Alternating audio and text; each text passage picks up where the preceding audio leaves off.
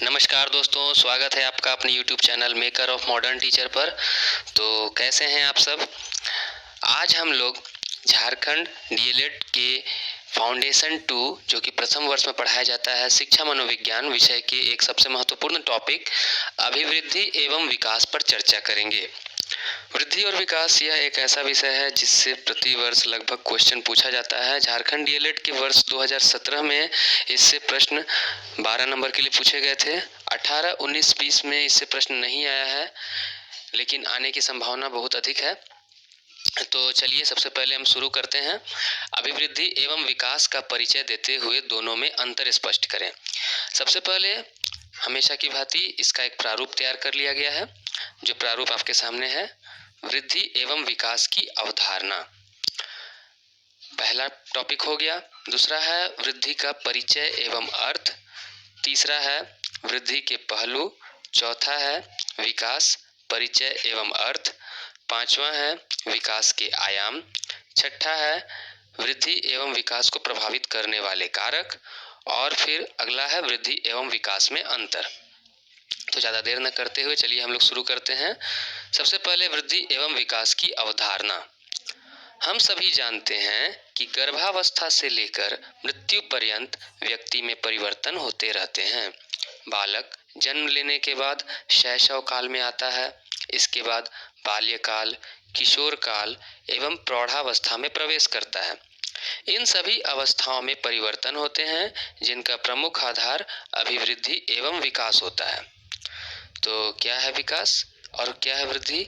जो शरीर में होने वाले परिवर्तन है।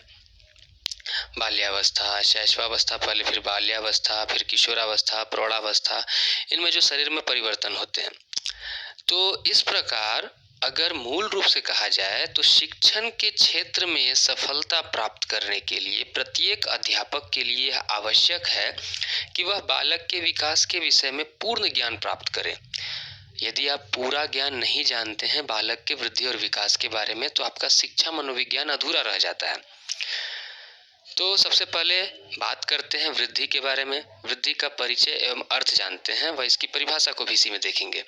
वृद्धि का अर्थ है बढ़ना या फैलना। अतः प्राणी के आंतरिक और बाह्य अंगों का बढ़ना वृद्धि कहलाता है। वृद्धि गर्भाधान के लगभग 2 सप्ताह बाद शुरू होती है तथा 20 वर्ष की आयु के आसपास रुक जाती है। तो वृद्धि क्या है? वृद्धि शरीर के अंगों का बढ़ना हुआ, जो लंबाई में, चौड़ाई में, ऊंचाई में, भार में, ये जो वृद्धि होती है इसे हम वृद्धि कहेंगे। वृद्धि के अंतर्गत परिवर्तन शारीरिक व मात्रात्मक होते हैं। वृद्धि केवल परिपक्वता है, जबकि विकास जीवन पर्यंत होता है। तो हमने वृद्धि का परिचय देखा। फ्रैंक के अनुसार कोशिकीय गुणात्मक वृद्धि ही अभिवृद्धि है। मैंने वृद्धि की एक परिभाषा यहाँ लिखी है कि फ्रैंक के अनुसार कोशिकीय गुणात्मक वृद्धि ही अभिवृद्धि है। अब वृद्धि के पहलू जान लेते हैं कि शरीर में होने वाली वृद्धि कैसी कैसी होती है। वृद्धि या शारीरिक विकास जो है वह गत्यात्मक होता है तथा यह 2 दिशाओं में होता है। एक दिशा है सिर से पैर की दिशा, इसे हम सिफेलोकॉडल कहते हैं। याद रखिए, सिफेलोकॉडल कौन सी दिशा है? जो ऊपर से नीचे यानी कि टॉप टू बॉटम, सिर से पैर की दिशा हुई। इसमें शारीरिक भार, ऊंचाई और नाक नक्शे में परिवर्तन क्रमशः ऊपर से नीचे की ओर होता है। उदाहरण के तौर पर गर्दन से कंधे की तरफ, धड़ की तरफ और अंततः टांगों वाले हिस्से में ये परिवर्तन होते हैं। दूसरी दिशा है शरीर के मध्य से बाहर की दिशा, इसे हम प्रॉक्सिमोडिस्टल कहते हैं। देखिए, मैं आपको बता देना चाहूँगा कि ये प्रॉक्सिमोडिस्टल और सिफेलोकॉडल ये दोनों टेट के लिए बहुत ही महत्वपूर्ण प्रश्न है। बार बार पूछा जाता है कि शरीर के ऊपर से नीचे की ओर होने वाली वृद्धि क्या कहलाती है? सिफेलोकॉडल। और मध्य से बाहर की ओर होने वाली वृद्धि प्रॉक्सिमोडिस्टल। इसमें विकास का क्रम शरीर के अंदर से बाहर की ओर होता है। जो अंग और मांसपेशियां शरीर के अक्ष के नजदीक होती हैं यानी मध्य भाग के नजदीक होती हैं, वे पहले विकसित होती हैं। जो अक्ष से दूर होती हैं वे बाद में विकसित होती हैं। जन्म पूर्व सिर, धड़, हृदय, उदर जो शरीर के मध्य में स्थित होते हैं वे पहले विकसित होते हैं। भ्रूण की बाहें टांगें जो कि अक्ष से दूर होती हैं वे बाद में विकसित होती हैं और अंगुलियां व पंजे जो बिल्कुल अंतिम छोर पर होते हैं वे सबसे अंत में विकसित होते हैं। तो इस प्रकार हमने विकास के पहलू को देखा, वृद्धि के पहलू को देखा। अब हम बात करते हैं विकास के परिचय एवं अर्थ की।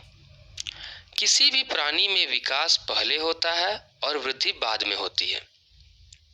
विकास सार्वभौमिक प्रक्रिया है जो जन्म से लेकर मृत्यु तक चलती रहती है, जीवन पर्यंत तक अविराम गति से चलती रहती है। अतः प्राणी के भीतर विभिन्न प्रकार के शारीरिक व मानसिक क्रमिक परिवर्तनों की उत्पत्ति ही विकास है। अब विकास अगर बोला जाए तो विकास देखिए, वृद्धि शारीरिक रूप में होती है और विकास जो है यह आपको जन्म के पहले से ही शुरू हो जाएगी। जब आप गर्भ में रहते हैं तब से स्थिति शुरू होती है और यह स्थिति लेकर के आपको जीवन पर्यंत अविराम गति से चलती रहती है।